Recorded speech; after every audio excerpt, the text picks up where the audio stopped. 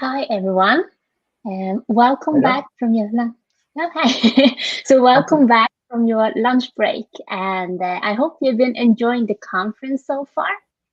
So I would like to present our next speaker, uh, Joe Bueno.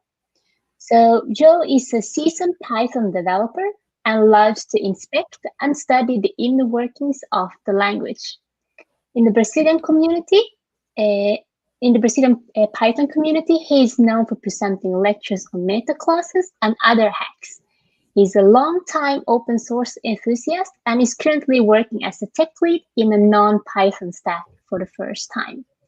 And today, Joe is going to teach us how to seamlessly add extra parameters to a function by diving into the anatomy of a meta-decorator. So please join me and welcome Joe. Hi there, folks. Thank you for allowing me to be here. And it's great to be at another Python conference. I wouldn't be otherwise able to physically present. And last week we had the conference for Python in Brazil. It was a lot of fun. It was a full week of a lot of lectures and activities. And so I'll be talking today of this meta-decorator thing. The title makes it a bit cheesy, and actually it is.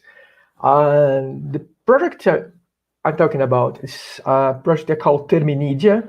It's a fun hobby project. It's no intention to be any serious, except if artists start using it, of course. It's a Python project enabling art and ASCII art, the terminal itself. So you can create drawings with text and characters and use all those Unicode characters we usually can't find easily or have a way to use. And since I'm doing it in my spare time, it doesn't have a lot of constraints. So whenever I think, okay, if I had a data structure that could do this, I wouldn't need to repeat all of this code. I could just write this Python code, smart code, to do all of these things for me instead. And it turns out that writing this part of the code is more fun than writing this thing, even if they do the same thing.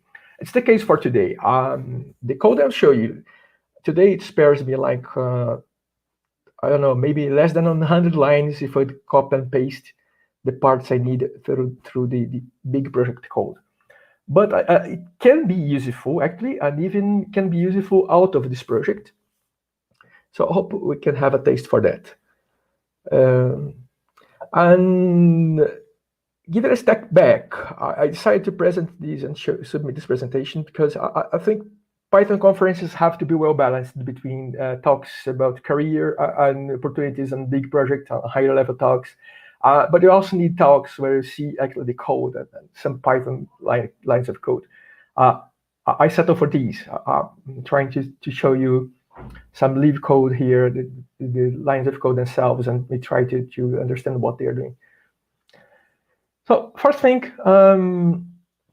let's take a look at the project itself. I won't be demonstrating Terminidia and all of its capabilities, but it's nice to have an idea of what it's able to do.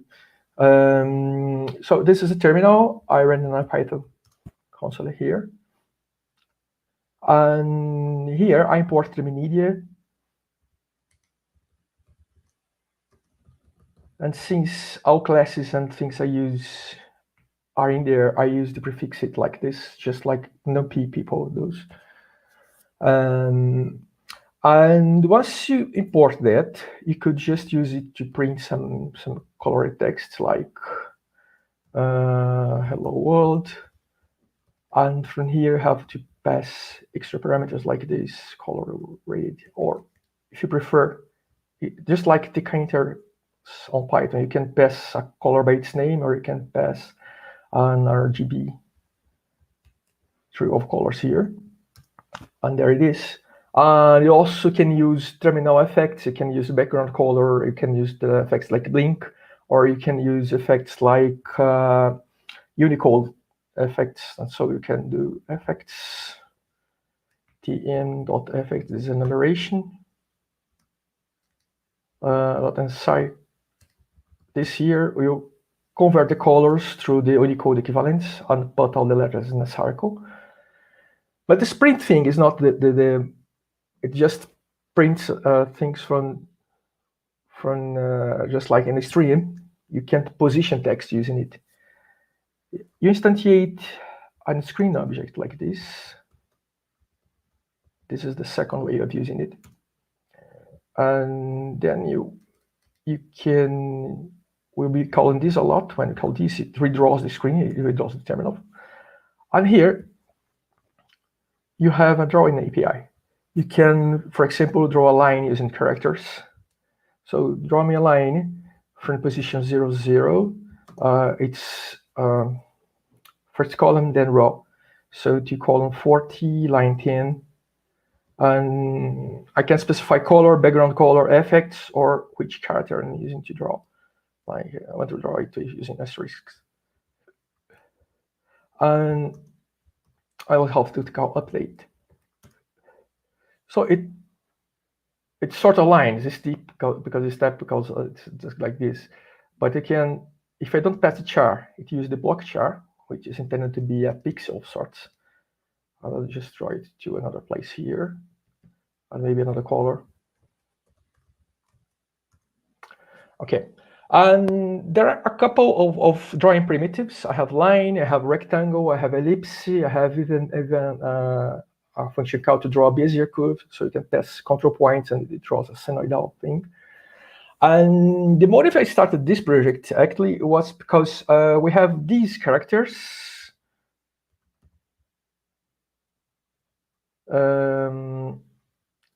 I'll print them here. Each of these block chars, this is a full character cell, which is just in one color. I just set the color for green. But we also have these. Print them. So this is ordinary print. It's a data structure inside the project.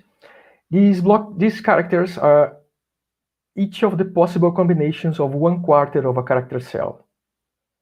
So you have, so you can actually use these 1/4 block of a character as pixel, but you wouldn't have an easy way to use this for drawing. So when I thought about the media, my idea was, okay, if I had an API I could use to draw in the text terminal using 1/4 of character instead of a full block of character. So this is the idea. I'll just draw another line, but instead this time I'll pull it to, okay, column 20, but then line 20. I'll put in another column for it to be visible. But this time around, one characteristic of this project, instead of drawing it on the screen, I have a namespace here which selects me the other resolution. So if I put high here, in the screen I have the namespace high, and this we will use the 1/4 block characters to draw. So here it is. And you can actually draw rectangles and a lot of things, ellipses and rect. And okay, I could do it on column 40, starting line 5 up to column 70, going up to 15. I'll do it in white, just like that. Okay, I forgot the update, so the cursor came up here. So this is one thing. So as I have these drawing things here, as you can see, I could put the color as an optional parameter here. I didn't use it in the rect.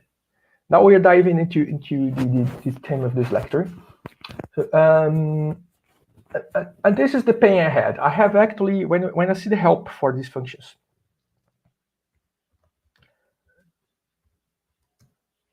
we can see on the signature that shows up here in the terminal that it does have an erase. It can accept a relative which you could use to build a rectangle by passing width and height instead of coordinates. But from here on, it accepts a character, a color, which is a foreground color. It can accept a background color. It can accept a set of effects like that encircled or blinking. It can accept if it to be filling or none, if it to be a blocky, a filled rectangle or none. and it can accept a context, which is actually a namespace object or a dictionary-like object, which can have all of these parameters and others. And now, when we see this in the code, let's check at the function definition of this rect here. So this is the project. By the way, on the slide, I should have the, oh my God. Okay, I think I'm back. Just pressed the wrong key, it sent me to another working area. So I guess, okay. So if anyone wants to check, this is the GitHub repository for this code. To be back, I'll put it on the Slack afterwards, and I think it's on the last slide as well.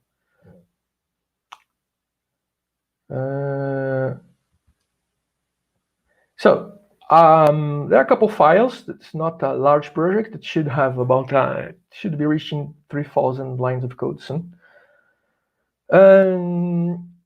These functions for drawing are in this drawing.py. I have it inside the class.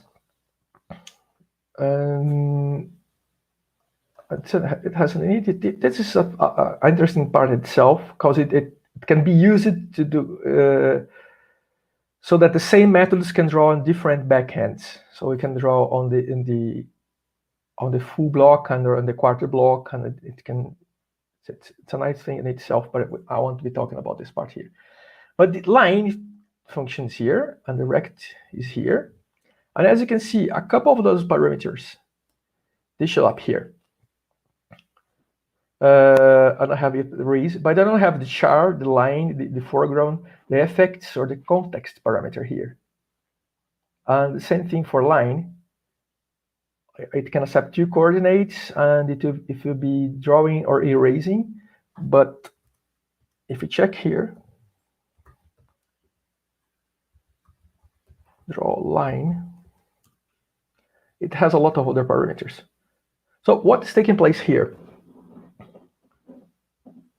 I use this decorator. Okay. So decorators, as you might know, or for those starting with the language, are a syntax sugar for you to modify the function that comes below. And it just uses the power of the language that functions can themselves be parameters. It's just a regular function that is passed this function definition as a parameter itself. And whatever it returns takes the place of this function. And in Python, since methods are very function-like, they are actually defined as functions, it works on class methods as well. So I'll be using these on methods. So what happens is that this context keywords is defined elsewhere, and it modifies this function so that it shows up with another signature. What's the magic going on there? Let's check first what it does, then on how it does. I'll be stepping down. I think I have more slides to talk about this. Let's check. Otherwise, you'll be late. These are not. Yes. Okay, so the context keywords decorated. I'm right. They happen that now to be in the generic utils package. The utils package grew up large, so now I have utils. Some other classes that are directly related with drawing. I've moved into other files, but these are not directly related with drawing at all. They are just a part of it. So I haven't put a file here because one of my intentions is to put the engine of this decorator that add other parameters in another separate package. I won't be developing it here. It can be useful elsewhere. So I have a couple of really simple functions here. This one is the engine I'm talking about. I'll be coming back to it later. This is the combining signatures. It's our meta-decorator. But before we get here, we'll have to check the context keywords that makes use of this. So this is the one I'm using there. I write this docstring. I wrote this actually yesterday night. Sorry, it wasn't undocumented because I just use it internally. And I won't be reading it part by part here. But what it does accept a function which is nice because the decorator should accept the function. If you look here, I'm not using it with any parameter. I'm just using it as it is. I'm not calling it like this. Because when you do this in Python, you do another thing. You need another structure for a decorator. And this is one trick I'll be showing you that is nice to do. The standard library LRU cache started doing this, working both ways, both this way and this way, just in recent Python versions. It used to be like this. You couldn't use LRU cache like this up to Python 3.7, I guess. Anyway, the trick for this is the first 2 lines of code here. We'll begin there. These I'm using for other things. In other places, I use the same decorator. So I'll be skipping those. The important part is the decorator should receive a function which is passed by Python itself.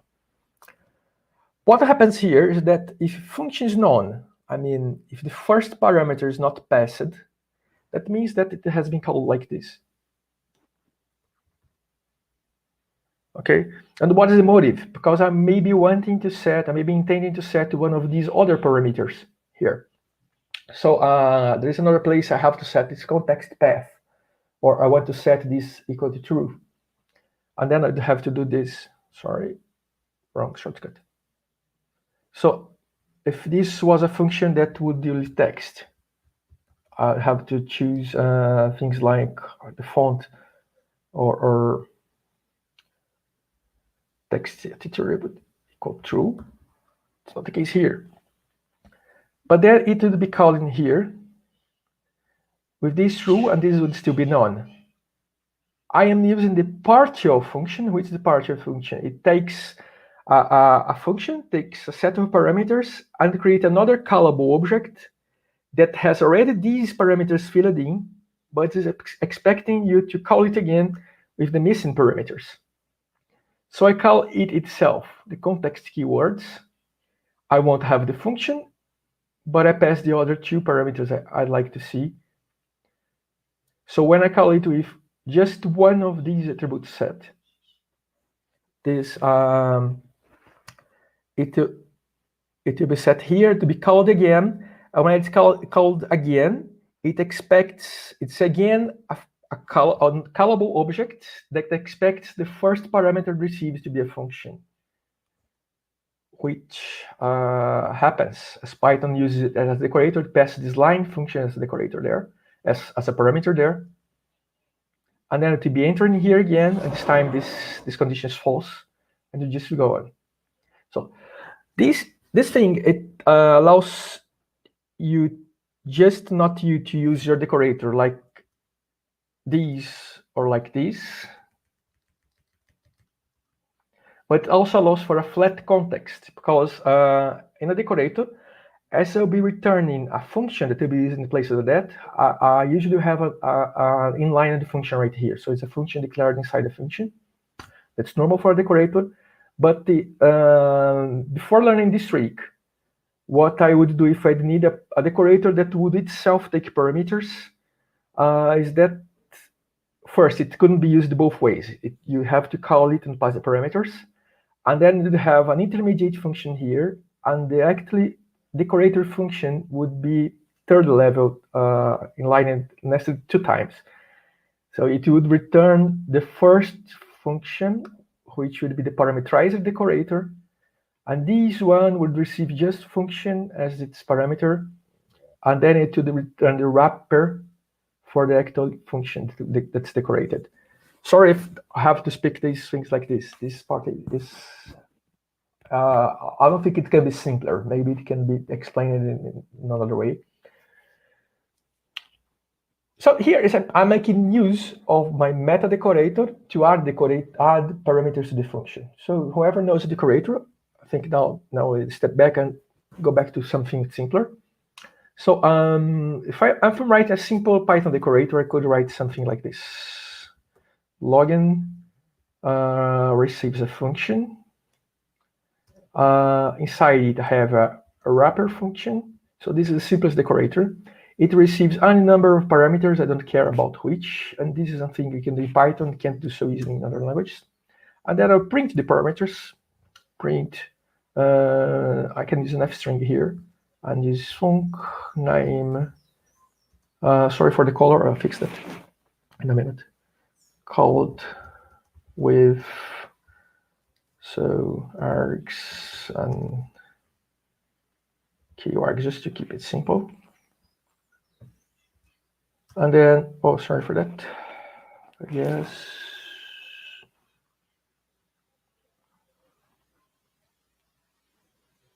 What is wrong here?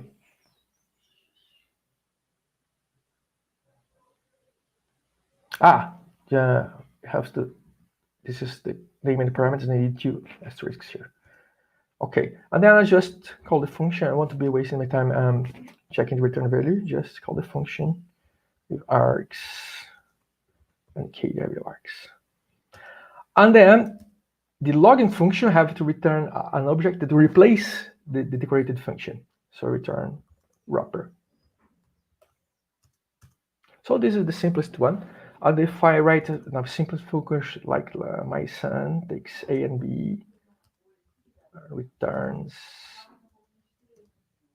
A plus B, sorry for again. So what is it complaining about right now? Return, not returns. So this is the function. It would work like expect, but then I can decorate it with my login decorator. What takes place here? Python takes this my son, and to here it assumes the func value, the func name, and it is used inside here. And what happens is that when I call my son right now, it goes through this code. This is a normal decorator. Okay, it's working. There are a few things like what you shouldn't make it that simple, because if I check the name of this function right now, the name is wrapper. Let me fix these colors before we get mad here. Colors, Linux. This should teach IPython that I'm using a dark background. So now it's readable. Okay. Anyway, go back to the advanced code. I'm using the combined signatures, which use the same pattern of being able to be passed the parameters into. And I've used it as a decorator for the wrapper thing here. And I pass it as parameter the func, which is the decorated function, the draw or line function, the first code. And these are the special part because I have optional parameters. And what I have here is that I accept any unnamed arguments, any positional arguments the function might have. Any number of positional arguments, and then at the end I accept any number of named arguments I don't care about here, and I accept these named arguments, which are specified here. And these, if you check, are the ones that show up when you do that.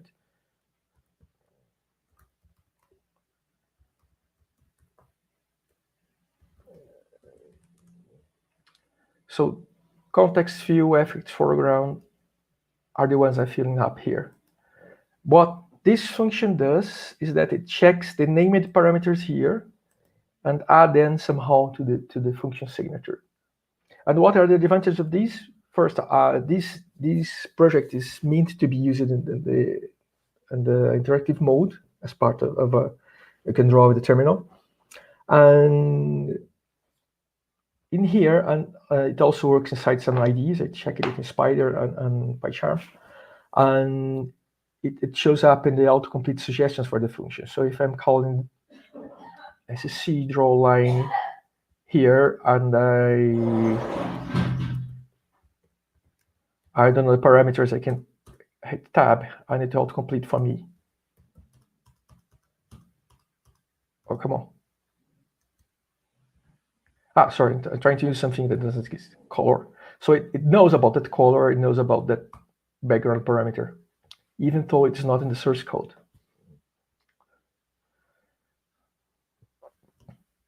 So the idea is just to have this comfortable thing of having not the documentation, but an leave type hinting thing I may be wanting to use to be able to autocomplete these parameters. And as I said before, it's a matter of just pasting these parameters inside those functions. I don't have so many drawing functions there. There are like 5 functions on the drawing API. And I have it used elsewhere as well, but it won't be more than 100 lines of code across the project.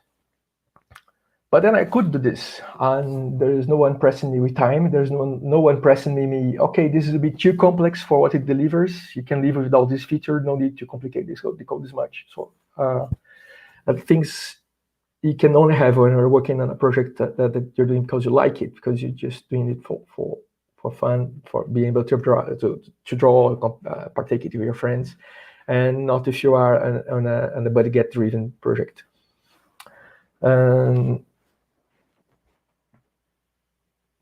And so here I have some tricks, and what I promise is that I would show something about the. So we have more or less half an hour right now. I'll go back to the function. So this context thing is like a namespace for the arguments. What it does here is treat these parameters, and it does create a new context. So what happens is that terminating when drawing, it needs a context. So I've shown some drawing there. If I draw a line, it should just, let me clear this. It should just draw in white. Let's see, draw line 00, 2010.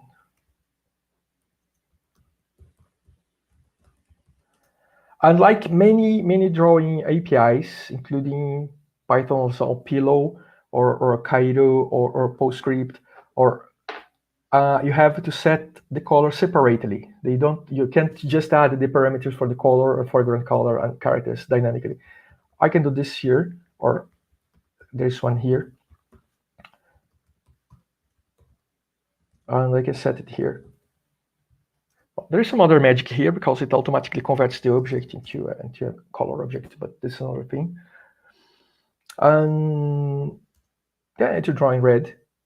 And what it takes is that it always uses this context. What the decorator does is that it updates the context, and the context is meant to be, sorry.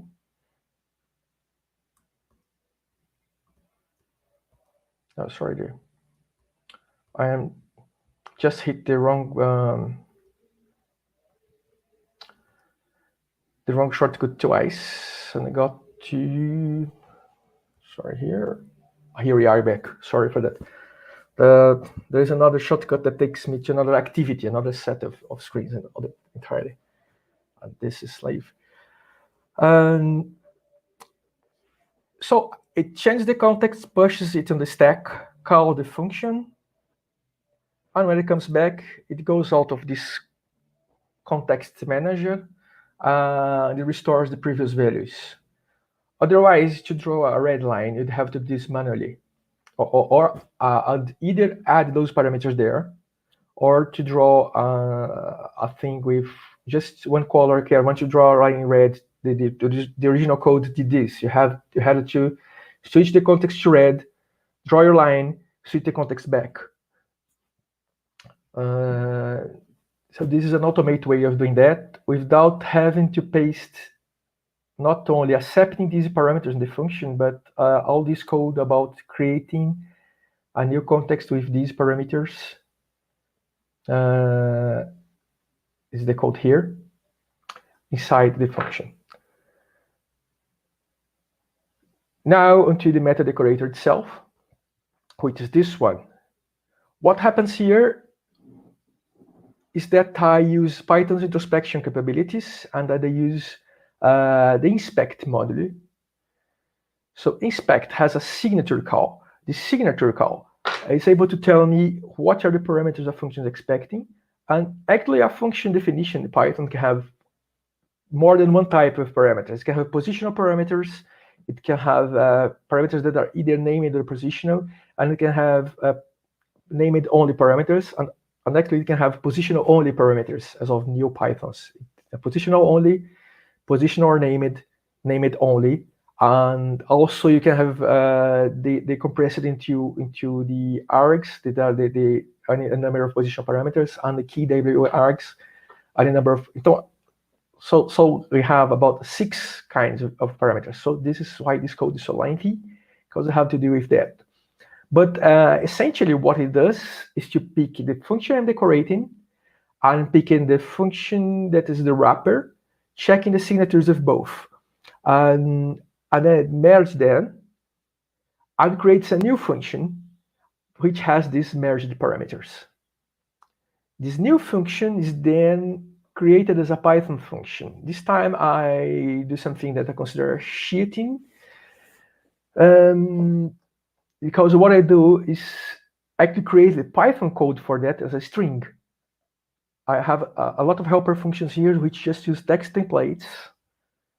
Sorry, I was managing the time. So I have very short on time to get to this part actually.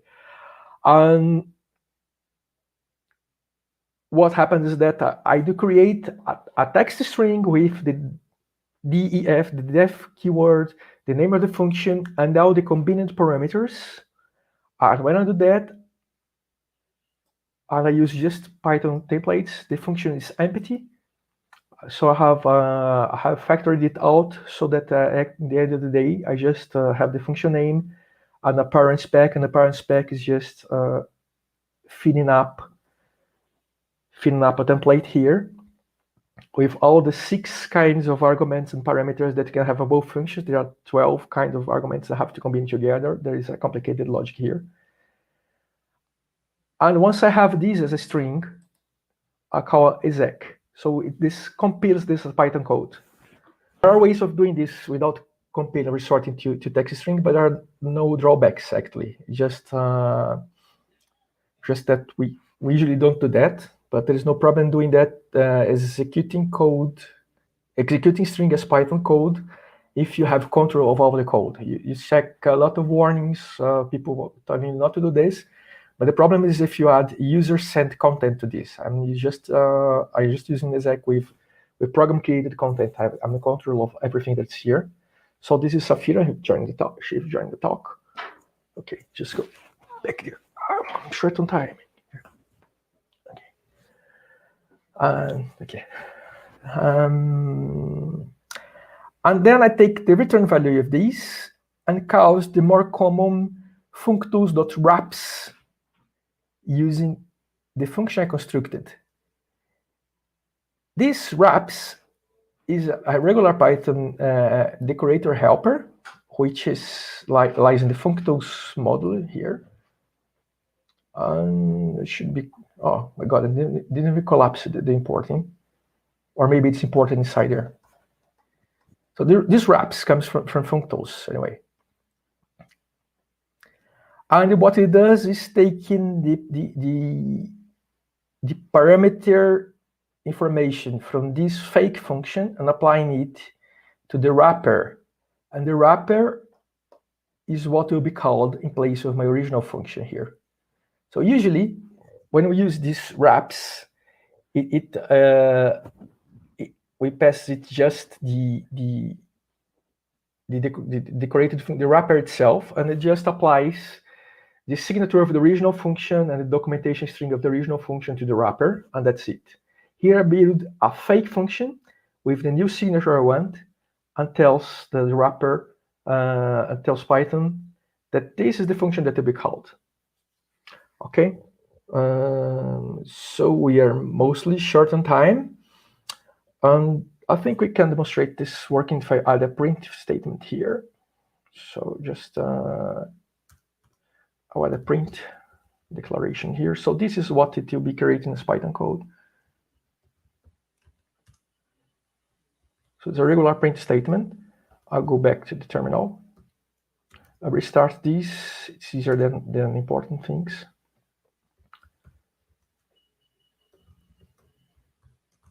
and actually it should be printing things at the starts. So it decorates the function at, which is another model. It decorates the function def. Então, so what you can see is that the line function that we've been seeing there is seen by Python with this signature. It creates this in text, runs this, and now I have this thing. And this is how it works. Future projects for these are, let me back to the slides. Okay, we send this. No time for this. And I actually used this code in a more serious context, not just a helper for autocomplete the parameters. The same project also have functions which use dependency injection. Dependency injection is a technique which sees a parameter name in a function and then automatically fills that parameter and calling the function. PyTest uses that. The PyTest is de facto standard that Python model for testing. And I also have uses for that in other parts of the Terminidia project. And in a place I was hacking on Sunday, actually, there was a place where I had to dynamically define the function with a parameter, and I have to change the parameter. One time I did the color, the time the character, but I needed the function to be declared with the actual parameter name, as it uses parameter injection. And the same combined signatures could be used there. And it was just worked out of the box. And we could see that code maybe. Okay. So it's used in a completely different way in other parts of the code. I can show it here, just here. Transformers in it. So this project is full of a lot of Python advanced stuff, which actually sometimes just wrap around, but sometimes it's just a great thing. Just and here it is, and this in it. At one point, I'd need to hear this. At the most of times, I just have to pass this method as parameter. But that in one specific case, I'd need this method to be like this, or to be, sorry, let me enlarge the function here. So or to receive a color, so that this color is auto-filled, or a char, so that the char is auto-filled by whoever calls this engine thing. But this would change. So what I did is that so the repeating method of the gradient is truncate. I have to receive the original color so I can pass it through. So I use the combined signatures thing, and I use a parameter there where I can dynamically specify the extra parameter I will be wanting here. I just showed you the fixed parameters. I had color hard-coded here. Instead of hard-coded, it can be passed as a parameter itself here. So this channel is just a string. So it's either color or char, and is included as an extra parameter to the engine, which will be called from an external source, and it will be supplied the color, the background, or the character according to the context. And then we can open for questions. There is a delay for YouTube. If you have any questions, please write in. I have 5 minutes remaining right now, as I send my watch here. And we go for the last slide, which is just for a wrapping wrap. And okay, this is. So Miki, do you have any questions there? Yes. So thank you so much for for sharing your hobby project with us, Joe. I mean, I personally haven't heard of meta-decorators before, so it's very interesting to learn more about it. So I was thinking that I would like to check with the audience if you have any questions to Joe. You can write the questions just to the right in the chat, and then Joe will try to answer your questions. And I actually see that there's one question for you at the moment, Joe. Let me show it to you. So someone asked, What decorator do you use most often in production code?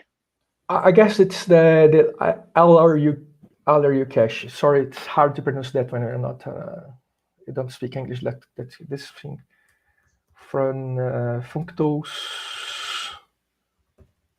import LRU cache. So this decorator, it actually caches the result of a function. And so the question is, what decorator I do use the most in production code? Not necessarily this, but I think this is a good candidate. It's most useful, maybe. If it is not there, you have to implement it anyway. So you have a function that will always, it does some calculation, will always return the same result for the same code coming, same parameters coming in. You have the option to keep this result and use the cache value. This automatically creates a cache, and it comes in the Python standard library. As of Python 3, it's one of maybe the big differences from Python 3 to Python 2. You didn't have this. And yeah, I think this is by far the most useful in production code when you check code around. Mm-hmm. And the same person also said that, for example, I use @retry a lot. I don't know, maybe if that's something you're familiar with too. So the person, yes, retry is a good one, but retry is specific to some contexts. So it is to be used within a networking application that would try to access some external resources, and then you can code retry to have retrying policies. Yeah, I've used retry as well, but I don't always code functions that work in this environment. But it's nice to have. So another use to decorators is that it can just check if the function called didn't work, and then it has parameterized ways of how many times it should retry the same function again before giving up and yielding an exception. It's a very nice decorator, for sure. Any more comments there? So there's not a question, but it's a comment. I don't know, maybe I can show it and see if you have anything that you would like to comment on it. So someone said, really cool, thank you. Yeah. Love how one can see the extra arguments in the decorated function signature. Yeah, good. So I could make myself understood. that's a good sign. That's some feedback, yeah. So this last slide, I just put some maybe future paths for this thing. One of them is to move it to a separate package. I even included this as a possibility when I submitted the talk. Maybe I would have moved this to, because the add extra keywords can be used outside of Terminidia, definitely. And maybe I could use it to not use the Ezek function, but create a function. Sorry for the color here. This is a PDF. I want to be moving it. And code type here. So you have Python calls without needing to build a string for having the new fake function created. You can create them directly calling these things, but it's more advanced. It will be more work and get to the same results. So I skip to this. And now there is one thing that would be another talk in itself, which is as of PEP 484. There are these new PyYI files that can go along with PyI files, .py files, that will have stubs for the functions and have annotations of which parameters could be used to call this function. So these stub files can be used by IDEs and other tools to give type hints to the user on what parameters are accepted by a function. So these meta-decorator could have another working mode in which, instead of replacing the parameters in runtime, it would generate a static text file that would put along with the source code. If I move it to external file, probably you have a working mode that will do this, or another decorator or a flag that will be able to create these files as well. So I guess we are on time, and these are the ways you have to contact me. The slides are also available. So all they have is just these contacts. I'll be pasting them on the Slack channel. Thank you, Mikey. I guess we are. Awesome, Joe. Thank you so much for your great talk. Yep.